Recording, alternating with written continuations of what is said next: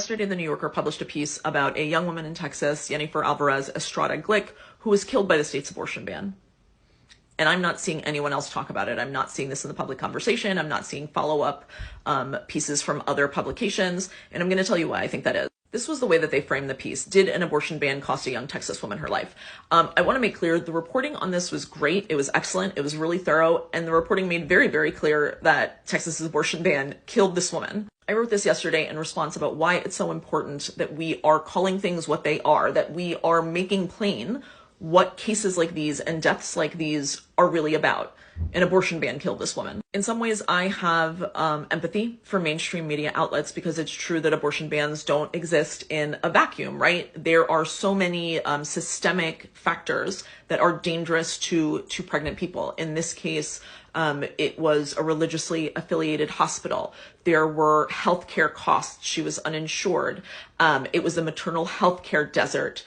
There is always concerns about racial and gendered bias, right? But an issue being complicated does not mean that there is not a fundamental truth still. And the fundamental truth here is that an abortion ban killed this woman. If she would have been offered an abortion, if she was even told about an abortion, no one even mentioned it to her, she would be alive today, and she's not. Even before she got pregnant, Yenny had a history of hypertension, diabetes, pulmonary edema. When she did get pregnant, her first trip to the emergency room was at 7 weeks when she was having trouble breathing.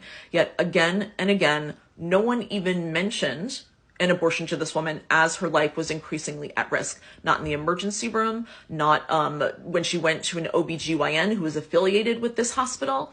She was failed again and again because of the state's abortion ban. It's not just because this was a religiously affiliated hospital, though again, that's obviously a big part of it. It's because doctors are fucking terrified to even mention the word abortion in Texas. They're afraid of going to jail. They're afraid of losing their license. The risks are too high. As more and more of these stories come out, in response to this story, I'm sure Republicans and anti-choice activists are going to use the nuances and complexities of stories like this, of pregnancy, of healthcare. They're going to use those complexities to try to escape blame.